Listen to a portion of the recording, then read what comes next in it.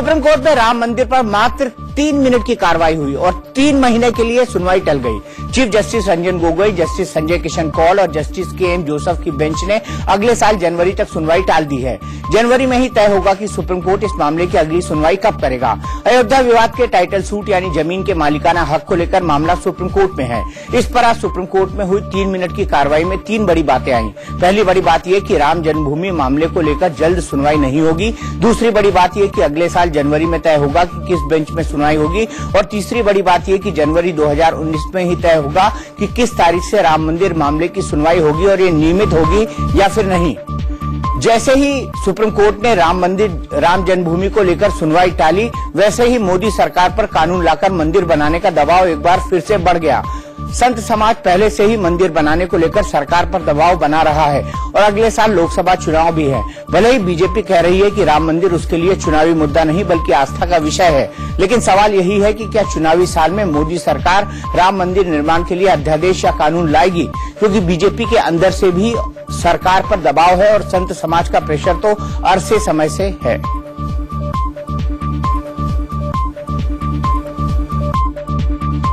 नहीं, ये हिंदू समाज को परेशान करने की बात है। राम भक्तों को की परीक्षा ली जा रही है।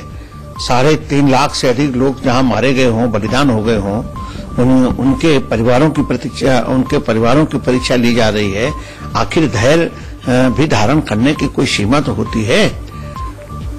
सवाल ये उठता है कि रोज सुनवाई को आम जनता के अंदर, देश के अंदर एक ही धारणा है कि ये रोज सुनवाई होगी, लेकिन रोज कहां हो रही है। 3 महीने की तारीख दे दी गई है।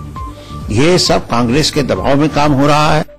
जजों के निर्णय के संबंध में कहना चाहता हूं कि कांग्रेस के दबाव में आकर जजों ने इसकी सुनवाई को 2019 के लिए टाल दिया है।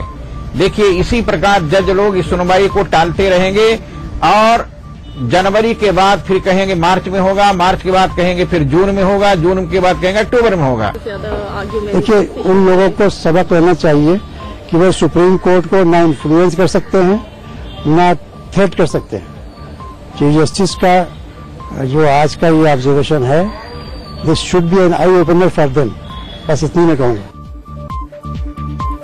संत समाज से लेकर विश्व हिंदू परिषद तक, आरएसएस से लेकर शिवसेना तक हर किसी की एक ही मांग है कि अयोध्या में राम मंदिर बनाने के लिए मोदी सरकार संसद में कानून पास कराए। अध्यादेश अगर लाएंगे शीतकालीन सत्र में तो ठीक है, और नहीं लाएंगे तब इनसे जनता नाराज होगी। राष्ट्रपति, इनके प्रधानमंत्री, इनके मुख्यमंत्री, इनके प्रदेश और केंद्र में सरकार है, अगर ये चाहें तो सोमनाथ के तर्ज पे अध्यादेश लाएं और भव्य राम मंदिर का निर्माण करें। अयोध्या के संतों की राय यही है कि अब राम मंदिर संसद के कानून से बनेगा और इसके लिए मोदी सरकार को पहल करनी ही होगी। जिन महंत परमहंस दास ने मंदिर निर्माण को और साफ कर दिया है कि मंदिर नहीं बना तो आत्मदाह करूंगा। 1 महीने के अंदर यदि कानून बना के राम मंदिर बनाना नहीं शुरू करते हैं तो फिर आमरण अनशन में मुझे बाध्य होकर आना पड़ेगा। और बीजेपी सरकार अगर राम मंदिर नहीं बना तो एक भी सीट नहीं निकाल पाएगी, तय है। विश्व हिंदू परिषद ने तो सरकार से शीतकालीन सत्र में ही कानून बनाकर राम मंदिर निर्माण का रास्ता साफ करने की मांग रख डाली है। हम केंद्र सरकार से प्रार्थना करते कि वह जल्दी कानून बना करके राम जन्मभूमि के स्थान पर एक भव्य मंदिर बनाने का मार्ग प्रशस्त करें। आरएसएस प्रमुख मोहन भागवत पहले ही राम मंदिर के लिए कानून बनाने की वकालत कर चुके हैं। सुप्रीम कोर्ट के फैसले के बाद आरएसएस ने वही बयान दोहराया है। सरकार कानून बनाकर मंदिर निर्माण के मार्ग की सभी बाधाओं को दूर कर श्री राम जन्मभूमि न्यास को भूमि सौंपे। बीजेपी की सहयोगी पार्टी शिवसेना ने तो सरकार पर दबाव बढ़ाते हुए कहा कि हिला हवाली छोड़कर सरकार कानून बनाए। एक तिहाड़ जेल बन गया अयोध्या में, बार बार जाता हूँ, एक तिहाड़ जेल बन गया अयोध्या का। और इस तिहाड़ जेल में प्रभु श्री राम जब हम देखते हैं तो हमारा दिल टूट जाता है। तो मुझे लगता है उस जेल से उनकी छुटकारा करने के लिए मोदी सरकार ने तुरंत एक ऑर्डिनेंस निकालना चाहिए। राम मंदिर पर अध्यादेश लाने की मांग यूपी शिया वक्फ बोर्ड के अध्यक्ष वसीम रिजवी ने भी की है और इस बाबत वो पीएम से मिलने भी वाले हैं। अयोध्या में राम मंदिर बनना चाहिए। राम मंदिर के जो पक्षकार हैं कोर्ट में वो बहुत मजबूत हैं। हमें उम्मीद है कि जब भी फैसला आएगा, 18 में आ जाता तब भी बाबरी पक्षकार हारते, 19 में आएगा तब भी ये हारेंगे, इनके पास कुछ नहीं है। मोदी सरकार पर दबाव बढ़ रहा है, लेकिन सरकार ने अध्यादेश लाने को लेकर अभी चुप्पी की चादर ओढ़ रखी है। एक तरफ जहां राम मंदिर को लेकर ऑर्डिनेंस लाने की बात हो रही है, तो वहीं एआईएमआईएम चीफ और हैदराबाद से सांसद असदुद्दीन ओवैसी ने मोदी सरकार को खुली चुनौती दी है और कहा है कि दम है तो लाकर दिखाएं ऑर्डिनेंस। अरे लाइए ना, फिटकार पड़ेगी, लाइए ना ऑर्डिनेंस। अरे ऑर्डिनेंस लाके बताइए, चलिए 56 इंच की सर सीना है तो लाइए, बताइए, चलिए ऑर्डिनेंस लाइए। राम मंदिर मामला एक बार फिर टलने के बाद केंद्रीय मंत्री गिरिराज सिंह के बयान पर सियासी बवाल मच गया है। दरअसल गिरिराज सिंह ने कहा कि मंदिर नहीं बना तो हिंदुओं के सब्र की सीमा टूट जाएगी। इस पर असदुद्दीन ओवैसी ने कहा कि गिरिराज आखिर ऐसा कैसे सकते हैं। जेडीयू ने भी गिरिराज के बयान को गैर वाजिब करार दिया है। देश की जनता दोनों से ये उम्मीदें लगा रखी है कि हमें मंदिर चाहिए, अब मंदिर पर विलंब नहीं। अगर मंदिर नहीं बना तो हिंदुओं की सब्र की सीमा टूट जाएगी, और सीमा टूटेगी सब्र की तो अब कुछ अंदाज नहीं लगा सकते हैं कि उसके बाद क्या होगा। संविधान की धज्जियां उड़ा रहा है, तो आप बताइए ना कि फिर क्या रहेगा इस मुल्क में। फिर अगर एक यूनियन मंत्री ये कह रहा है कि आप इस मुल्क को संविधान के तहत चलाएंगे, क्या इसमें इस मुल्क में मुसलमान जो अव्वल दर्जे के शहरी हैं उनको ये बताना चाह रहे हैं कि तुम अव्वल दर्जे के शहरी नहीं हो? क्या मैसेज दिया जा रहा है? किसी भी पार्टी के या किसी भी संप्रदाय के नेता को या व्यक्ति को उत्तेजनात्मक भाषण देने से परहेज करना चाहिए, क्योंकि सोसाइटी में पहले से ही काफी तनाव है। सुप्रीम कोर्ट के आज के फैसले पर सरकार और कांग्रेस दोनों ने सदी हुई प्रतिक्रिया दी है। सरकार कह रही है कि सब चाहते हैं कि जल्द सुनवाई हो, तो कांग्रेस का कहना है कि सुप्रीम कोर्ट का फैसला हम सब स्वीकार करेंगे। देखिए, पहली बात आपको बता दें कि हम राम मंदिर के मुद्दे को चुनाव से नहीं जोड़ते, या बातचीत से हो जाए तो नहीं सफल। शंकर प्रसाद रामलला के वकील भी थे अयोध्या में, इलाहाबाद हाईकोर्ट में, आपको पता है, तो वहां से हम जीत चुके हैं। वहां फैसला हो चुका है जो रामलला विद्यमान है जहां वो हिंदुओं को मिलना चाहिए। अब दूसरी पार्टी सुप्रीम कोर्ट में गई, बाकी लोग है, तो वोटों की अपेक्षा जल्दी सुनवाई होनी चाहिए। बस इतना ही मैं कहूंगा, इससे अधिक नहीं कह पाऊंगा। जो विषय है हमारी सोच में, इसे वोट की राजनीति से नहीं जोड़ना चाहिए। जो भी निर्णय होगा उच्चतम न्यायालय का, उसको श्रद्धा से, सम्मान से हम सब स्वीकार करेंगे। सुप्रीम कोर्ट के आज के फैसले पर बात करने के लिए सीधे चलते हैं अयोध्या मामले के पक्षकार इकबाल अंसारी हमारे साथ जुड़े हुए हैं। हमने उनसे थोड़ी देर पहले बात की। अंसारी जी, इंडिया न्यूज में आपका बहुत बहुत स्वागत है। इकबाल अंसारी जी, एक बार फिर सुनवाई टल गई है, फिर नई तारीख मिल गई है, क्या कहेंगे? तारीख पर तारीख, तारीख पर तारीख, तारीख पर तारीख। हम तो चाहते हैं कि फैसला को जो है कोर्ट करे, आज करे, अभी करे, जब भी करे, क्योंकि जो है 70 साल का मामला ये है, आज का मामला नहीं है।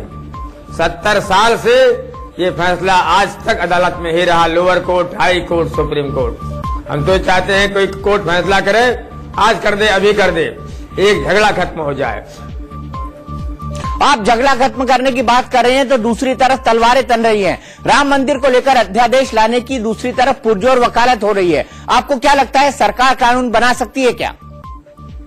तो अब जो है अक्सरियत पे कानून नहीं बनता, क्योंकि यहाँ हिंदुस्तान में हिंदू, मुस्लिम, सिख, ईसाई सारे लोग बसते हैं। अगर जो है कानून किसी की अक्सरियत कम हो तो क्या कानून बनाओगे? उनकी जमीन पसंद आ गई, उनका मकान पसंद आ गया तो कानून बनाओगे कि हाँ कानून के जो है कहेगा इसको हम ले लें, जबरिया ले लोगे? तो इकबाल अंसारी जी हमसे बात कर रहे थे, उनका बहुत बहुत धन्यवाद हमारे साथ जुड़ने के लिए और हमें वक्त देने के लिए। अयोध्या केस 7 दशक से कोर्ट में चल रहा है। निचली अदालत से लेकर सुप्रीम कोर्ट तक ये केस पहुंच गया है, लेकिन अभी तक आखिरी फैसला नहीं आया है। 1959 में निर्मोही अखाड़े ने विवादित स्थल के स्थानांतरण के लिए अर्जी दी थी। इसके जवाब में 1961 में सुन्नी सेंट्रल बोर्ड ने विवादित स्थल के मालिकाना हक के लिए अर्जी दी। 6 दिसंबर 1992 को कार सेवकों ने अयोध्या में विवादित ढांचा गिरा दिया था। 1 अप्रैल 2002 को विवादित स्थल के मालिकाना हक को लेकर इलाहाबाद हाईकोर्ट की लखनऊ बेंच में सुनवाई शुरू हुई। 30 सितंबर 2010 को हाईकोर्ट ने विवादित जमीन को 3 हिस्सों में बांट दिया। जमीन का एक हिस्सा रामलला विराजमान, दूसरा हिस्सा सुन्नी वक्फ बोर्ड और तीसरा हिस्सा निर्मोही अखाड़े को दिया गया। हाईकोर्ट के फैसले को सुप्रीम कोर्ट में चुनौती दी गई, जिसके बाद 9 मई 2011 को सुप्रीम कोर्ट ने हाईकोर्ट के फैसले पर रोक लगा दी। 21 मार्च 2017 को सुप्रीम कोर्ट ने आपसी सहमति से विवाद सुलझाने की बात कही। 27 सितंबर 2018 को सुप्रीम कोर्ट ने सुनवाई की तारीख 29 अक्टूबर तय की और आज जब बहस शुरू हुई तो 3 मिनट में ही सुप्रीम कोर्ट ने कह दिया कि जनवरी 2019 में तय करेंगे कि अगली सुनवाई कब होगी।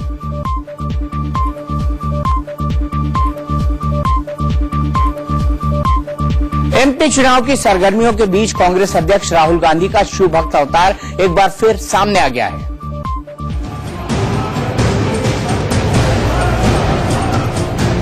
पहले कैलाश में भगवान शिव की आराधना और अब उज्जैन में भोलेनाथ का अभिषेक।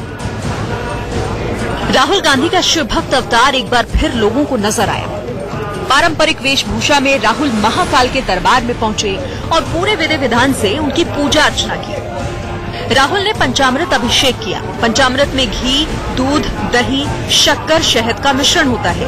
ये अभिषेक 10 से 15 मिनट चलता है। राहुल के साथ कांग्रेस नेता कमलनाथ और ज्योतिरादित्य सिंधिया भी थे। राहुल करीब आधे घंटे तक मंदिर परिसर में रहे। महाकाल के दर्शन के साथ राहुल ने राजनीतिक तौर पर बेहद अहम माने जाने वाले मालवा निमाड़ क्षेत्र के अपने 2 दिवसीय चुनावी दौरे की शुरुआत की। राहुल गांधी दूसरी बार महाकालेश्वर मंदिर आए हैं। इससे पहले वो 2010 में यहां आए थे, जबकि कांग्रेस अध्यक्ष के तौर पर वो पहली बार महाकालेश्वर मंदिर आए हैं।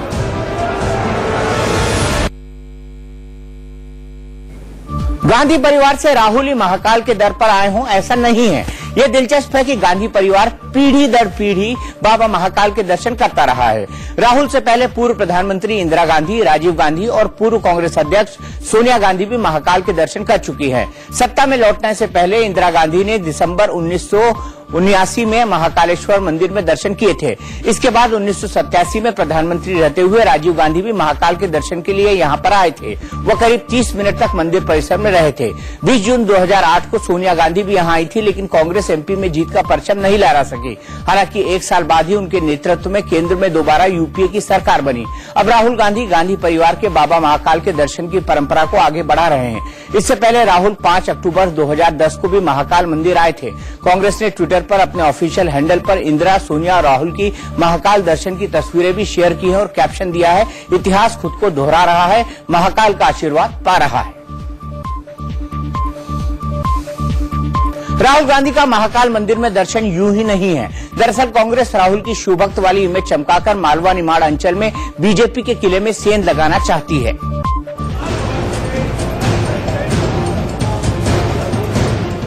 गुजरात और कर्नाटक में सॉफ्ट हिंदुत्व का प्रयोग कर चुकी कांग्रेस अब एमपी में भी वही प्रयोग दोहरा रही है। गुजरात में कांग्रेस ने इस प्रयोग के जरिए सत्तारूढ़ बीजेपी को जहां कड़ी टक्कर दी थी, तो वहीं कर्नाटक में वो दूसरे नंबर की पार्टी बनी और अब गठबंधन की सरकार चला रही है। उसे यकीन है कि सॉफ्ट हिंदुत्व का ये हथियार एमपी में भी काम करेगा। इसीलिए चुनाव से पहले राहुल मंदिरों, मठों, गुरुद्वारों की शरण में है। महाकाल के दर पर आने से पहले राहुल दतिया के पीताम्बरा पीठ में शीश नवा चुके हैं और ग्वालियर के दाताबंदी छोड़ गुरुद्वारा में भी मत्था टेक चुके हैं। एमपी की आधी सीटों पर मंदिरों का अच्छा खासा प्रभाव है। राहुल की मंदिर परिक्रमा को इससे भी जोड़कर देखा जा रहा है। सूबे में 230 विधानसभा सीटें हैं। इनमें से 109 सीटें ऐसी हैं जो 8 बड़े धर्मस्थलों के प्रभाव में रहती हैं। महाकाल मंदिर की बात करें तो इसका 50 से ज्यादा सीटों पर असर है। इस क्षेत्र में अभी कांग्रेस के पास महज 4 सीटें हैं, जबकि 45 सीटों के साथ ये बीजेपी का गढ़ माना जाता है। राहुल इसी में सेंध लगाने की फिराक में है। राहुल ने उज्जैन के महाकाल से सत्तारूढ़ बीजेपी की मजबूत पकड़ वाले मालवा निमाड़ अंचल में ताल ठोक दी है। अब ये देखना काफी दिलचस्प होगा कि उनकी ये धर्म यात्रा एमपी में कांग्रेस का वनवास खत्म कर पाती है या फिर नहीं। महाकाल के दर्शन के बाद राहुल ने उज्जैन के दशहरा मैदान में रैली की और एमपी की शिवराज सरकार के साथ केंद्र की मोदी सरकार पर तीखा हमला बोला। राहुल ने जहां क्षिप्रा में नदी में प्रदूषण को लेकर शिवराज सरकार को घेरा, वहीं पकौड़े वाले बयान पर पीएम मोदी को घेरा। साथ ही राहुल ने एक बड़ा ऐलान भी किया। राहुल ने कहा कि अगर एमपी में कांग्रेस सत्ता में आई तो वो 10 दिन में किसानों का कर्ज माफ करेंगे। अगर 10 दिन में मुख्यमंत्री ने कर्ज माफ नहीं किया तो 11वें दिन वो मुख्यमंत्री को बदल देंगे। 400 करोड़ रुपए क्षिप्रा नदी का साफ पानी। भैया ये पानी पिला दिया मंत्री को, बेहोश हो जाएगा वो। पकौड़े तलोगे तब भी बीजेपी आपसे पैसा चोरी कर लेगा, तेल का भी पैसा ले जाएगा, नोटबंदी से पैसा ले जाएगा और पकौड़े का भी एक पीस उठा के ले जाएंगे। ये है इनकी सच्चाई। चुनाव के 10 दिन बाद अब 10 गिनना, 10 दिन के अंदर कांग्रेस पार्टी का चीफ मिनिस्टर मध्य प्रदेश के किसान का कर्जा माफ करेगा। और अगर बहाने बनाएगा, अगर नहीं करना चाहेगा तो फिर कांग्रेस का दूसरा चीफ मिनिस्टर कर्जा माफ करेगा। कांग्रेस अध्यक्ष राहुल गांधी के धार्मिक अवतार पर बीजेपी ने निशाना साधा। बीजेपी ने रविवार को शिवलिंग पर दिए कांग्रेस नेता शशि थरूर के विवादित बयान पर उनका इस्तीफा मांगा। साथ ही आरोप लगाया कि राहुल हिंदुओं की आंखों में धूल झोंकने के लिए फैंसी ड्रेस हिंदुत्व का प्रदर्शन कर रहे हैं। हिंदुओं को, भगवान शिव को वो टेकन फॉर ग्रांटेड लेते हैं और ऐसे शब्दों का प्रयोग करते हैं। राहुल गांधी जी अगर वास्तविक शिव भक्त है तो वो क्षमा याचना करे और शशि थरूर को पार्टी से बर्खास्त करें। राहुल गांधी ये जो फैंसी ड्रेस सिंबोलिज्म कर रहे हैं, ये जो शर्ट के ऊपर जनेऊ पहनने की कोशिश कर रहे हैं, टेम्पोररी जनेऊ धारण करके जो कहते हैं मैं जनेऊधारी हूँ, आप कहते हैं आप जनेऊधारी हैं, तो मैं पूछता हूँ क्या रोक रहे आप बताइए। आपने कहा मैं जनेऊधारी ब्राह्मण हूँ, आप हिंदुओं के आस्था के साथ खिलवाड़ करने की कोशिश मत करिए। आप बताइए क्या रोक रहे आप। बड़ी खबर इंडोनेशिया से, जहां एक यात्री विमान आज क्रैश हो गया। राजधानी जकार्ता से पांकल पिनांग शहर जा रहा लॉयन एयर का यात्री विमान उड़ान भरने के 13 मिनट बाद ही क्रैश हो गया। इस विमान ने जकार्ता से स्थानीय समयानुसार सुबह 6:20 पर उड़ान भरी थी। विमान से आखिरी बार 6:33 पर संपर्क हुआ था। उस वक्त जकार्ता हवाई अड्डे से विमान को उड़ान भरे हुए महज 13 मिनट ही हुए थे। बताया जा रहा है कि विमान के उड़ान भरने के बाद पायलटों ने लौटने की इजाजत मांगी थी। मंजूरी मिलने के तुरंत बाद एयर ट्रैफिक कंट्रोल का फ्लाइट से संपर्क टूट गया। एटीसी से संपर्क टूटने से पहले प्लेन 5000 फीट की ऊंचाई तक पहुंच चुका था, लेकिन कुछ ही देर बाद उसकी ऊंचाई लगातार कम होती गई, जिसके बाद इसके क्रैश होने की खबर मिली। विमान संपर्क टूटने वाली जगह से करीब 2 नॉटिकल माइल यानी 3.7 किलोमीटर दूर कारागांव की खाड़ी में क्रैश हुआ। विमान के मलबे की तलाश की जा रही है। इस विमान में 189 लोग सवार थे। इनमें 3 बच्चों समेत 181 यात्री, 2 पायलट और 6 अन्य क्रू मेंबर्स थे। यह बोइंग का 737 मैक्स 8 मॉडल था, जिसका 2016 से कमर्शियल इस्तेमाल शुरू हुआ था। लॉयन एयर ने कहा है कि इस एयरक्राफ्ट ने 15 अगस्त 2016 से उड़ान भरना शुरू किया था। छोटी दूरी की फ्लाइट के लिए बने इस विमान में अधिकतम 210 यात्री सवार हो सकते थे। लॉयन एयर इंडोनेशिया की सबसे बड़ी बजट एयरलाइंस है। इस कंपनी की फ्लाइट्स ऑस्ट्रेलिया और खाड़ी के देशों में भी जाती हैं। जो विमान हादसे का शिकार हुआ उसके 2 पायलटों में से एक कैप्टन भव्य सुनेजा थे, जो कि मूल रूप से दिल्ली के रहने 2011 में ही वो लॉयन एयर से जुड़े थे। उन्हें 6000 घंटों की फ्लाइट का अनुभव था।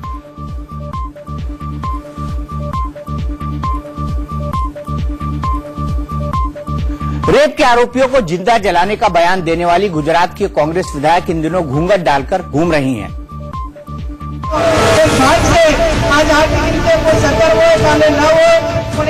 घूंघट की ओट में भाषण दे रही ये महिला गुजरात की बाग सीट से कांग्रेस की विधायक गनीबेन ठाकुर पालनपुर में कार्यक्रम में पहुंची तो पूरे वक्त घूंघट डाले बैठी रही। कहा जा रहा है कि ससुराल के क्षेत्र में कार्यक्रम होने की वजह से सामाजिक मर्यादा का हवाला देकर घूंघट नहीं उठाया, लेकिन यहाँ उन्होंने सामाजिक कुरीतियों से दूर रहने का संदेश जरूर दिया। खास बात यह है कि गनीबेन ने घुड़सवारी करते हुए चुनाव प्रचार कर सुर्खियां बटोरी थी। हाल ही में दुष्कर्मियों को जिंदा जला देने के बयान की वजह से भी वो खूब चर्चा में थी और अब घूंघट में उनका भाषण खूब वायरल हो रहा है।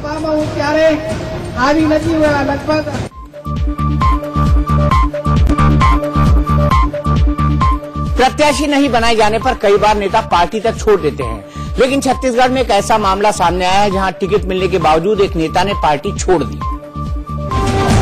ये है विजय जायसवाल, रायगढ़ के खरिसिया से बीएसपी के कद्दावर नेता। खरिसिया से वो बीएसपी और छत्तीसगढ़ जनता कांग्रेस के संयुक्त उम्मीदवार बनाए गए थे, लेकिन टिकट मिलने के बावजूद भी उन्होंने बीएसपी से कन्नी काट ली और कांग्रेस को समर्थन देने का ऐलान कर दिया। मैं कांग्रेस पार्टी के साथ हूँ और उनको हराने के लिए पूरा कांग्रेस पार्टी को पूरा समर्थन और सहयोग करूंगा। विजय जायसवाल ने कहा है कि बीजेपी को रोकने के लिए उन्होंने कांग्रेस का साथ देने का फैसला किया। भारतीय जनता पार्टी के रूप में जो ओपी चौधरी हैं, उनको हराने के लिए हर संभव प्रयास करूंगा और कांग्रेस पार्टी के जो संभव होता है पूरा ताकत। पाकिस्तान की ओर से एलओसी पर बार बार सीजफायर उल्लंघन किए जाने के बाद भारतीय सेना ने एक बार फिर आक्रामक तरीके से जवाबी कार्रवाई की है। जम्मू कश्मीर में लाइन ऑफ कंट्रोल के पास भारतीय सेना ने पाकिस्तानी ठिकानों पर जोरदार हमला किया है।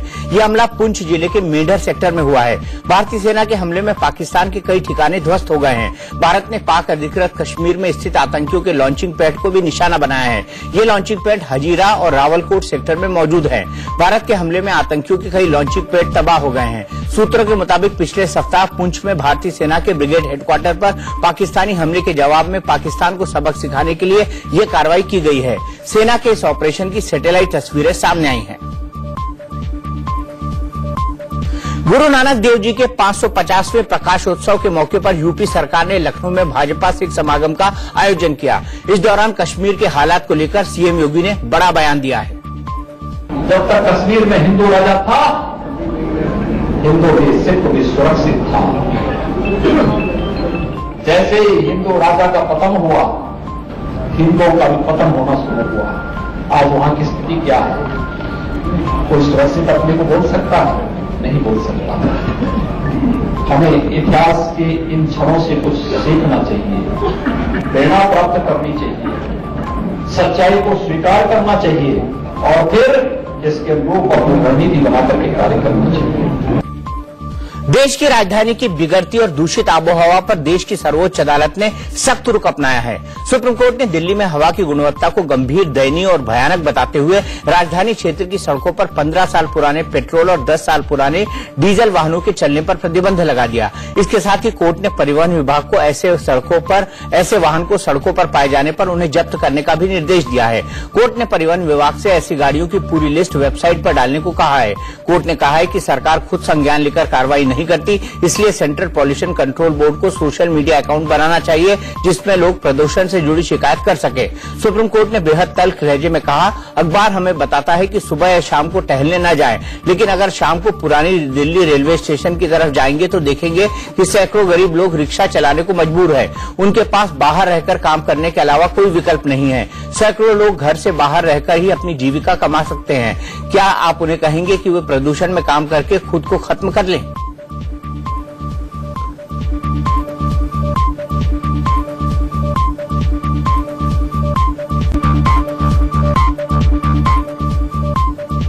दिल्ली में प्रदूषण का स्तर खतरनाक होता जा रहा है। दिवाली से पहले यह हाल है तो दिवाली के बाद क्या होगा इसका अंदाजा लगाना भी मुश्किल है।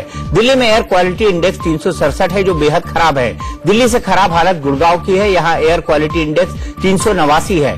गाजियाबाद में तो स्थिति और खराब है, यहाँ एयर क्वालिटी इंडेक्स 400 को छू गया है। नोएडा में एयर क्वालिटी इंडेक्स 374 है। ग्रेटर नोएडा में एयर क्वालिटी इंडेक्स 385 है और फरीदाबाद में 358 है। दिल्ली एनसीआर के आंकड़े बता रहे हैं कि ये इलाका गैस चेंबर बन चुका है। दिवाली में दिल्ली का दम और घुटेगा, ये खबर नासा से आई है। नासा ने एक तस्वीर जारी की है जो दिल्ली के प्रदूषण के हालात बता रही है। नासा की तस्वीर को बहुत गौर से देखिए। नासा के मुताबिक पंजाब में लगातार पराली जलाने की घटनाएं बढ़ रही है। पंजाब से उठ रही पराली का धुआं दिल्ली की हवा को जहर बना रहा है। नासा की सैटेलाइट इमेज पर नजर डाले तो लाल लाल डॉट से भरी तस्वीर दिखाई देती है। ये खतरे की तरफ इशारा कर रही है। तस्वीर से पता चलता है कि हरियाणा में पराली जलाने में कुछ कमी आई है, लेकिन पूरा पंजाब कमोबेश लाल निशान से भरा हुआ है। अगर पराली जलाने की घटनाएं नहीं रुकी तो हालात बद से बदतर हो जाएंगे। सीबीआई में जारी विवाद अब कोर्ट में लड़ा जा रहा है। छुट्टी पर भेजे गए सीबीआई के विशेष निदेशक राकेश अस्थाना को दिल्ली हाईकोर्ट ने बड़ी राहत दी है। दिल्ली हाईकोर्ट ने अस्थाना की याचिका पर सुनवाई करते हुए उनकी गिरफ्तारी पर 1 नवंबर तक रोक लगा दी है। हाईकोर्ट ने सीबीआई को राकेश अस्थाना की याचिका पर 1 नवंबर तक जवाब दाखिल करने के लिए कहा है और तय समय तक कोर्ट ने यथास्थिति बरकरार रखने को भी कहा है। सीबीआई घूसकांड में सीवीसी ने छुट्टी पर भेजे गए सीबीआई डायरेक्टर आलोक वर्मा और स्पेशल डायरेक्टर राकेश अस्थाना को अपना पक्ष रखने के लिए बुलाया है। सीबीआई निदेशक आलोक वर्मा के खिलाफ रिश्वतखोरी के मामले की जांच के लिए सीवीसी ने सीबीआई के साथ दोनों शीर्ष अधिकारियों को तलब किया है। पहले चरण में राकेश अस्थाना से उनकी शिकायत के आधार पर सबूत मांगे जा रहे हैं। साथ ही सीबीआई से भी फाइलों को तलब किया गया है, जिन्हें शिकायत के आधार पर खंगाला जा रहा है। सूत्रों के मुताबिक सीवीसी ने सीबीआई निदेशक आलोक वर्मा के खिलाफ भी अपनी जांच शुरू कर दी है और जांच के पहले चरण में सीबीआई से उन फाइलों को मंगाया गया है जिन्हें लेकर सीवीसी ने आलोक वर्मा पर सहयोग न करने का आरोप लगाया था। साथ ही सीवीसी ने जांच के पहले चरण में स्पेशल डायरेक्टर राकेश अस्थाना से भी उन तमाम सबूतों को सीवीसी को देने को कहा है जिनमें आलोक वर्मा के खिलाफ लगाए गए आरोपों की पुष्टि होती है। साथ ही सीबीआई की वो केस डायरी और अन्य दस्तावेज भी भेजे गए हैं जिनमें पहले आलोक वर्मा के खिलाफ सिलसिलेवार तरीके से आरोप लगाए गए थे। इन दस्तावेजों की जांच के बाद आलोक वर्मा को पूछताछ के लिए तलब किया जाएगा। बिहार के मुजफ्फरपुर शेल्टर होम कांड की वजह से चर्चा में आए चंद्रशेखर वर्मा ने आखिरकार सरेंडर कर दिया। बिहार की पूर्व समाज कल्याण मंत्री मंजू वर्मा के पति चंद्रशेखर वर्मा ने लंबी फरारी के बाद बेगूसराय के मंझौल कोर्ट में आत्मसमर्पण किया।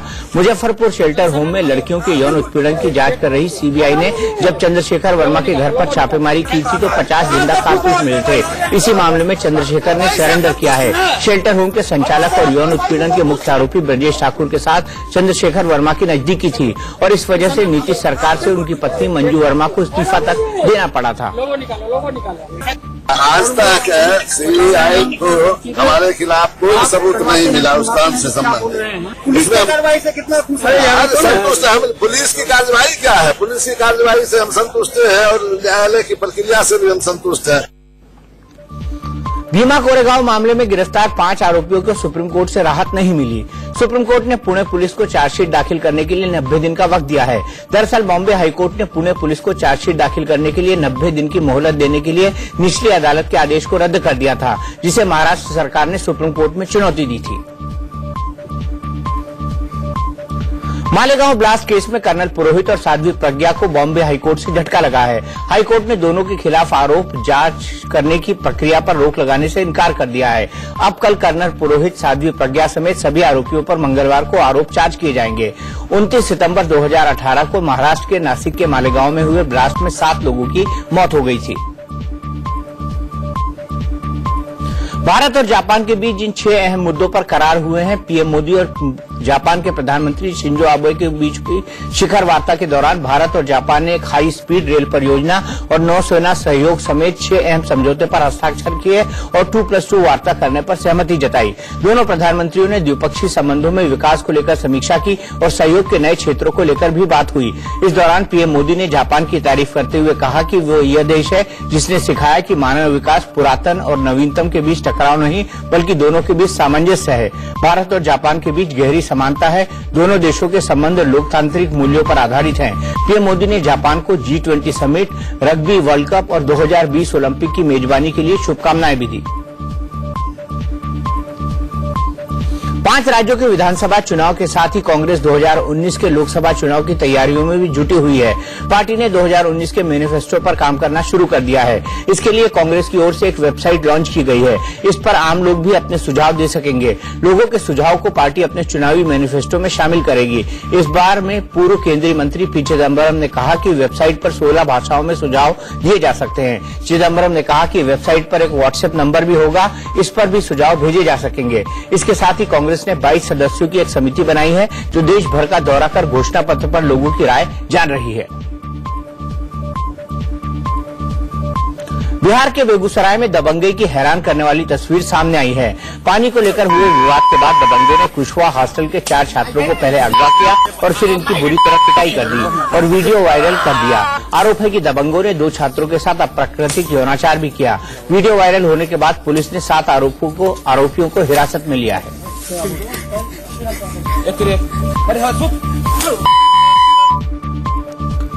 तो न्यायालय पे दहला में फिलहाल एक ब्रेक, लेकिन ब्रेक के बाद भी रफ्तार और विस्तार से खबरों का सिलसिला लगातार जारी है।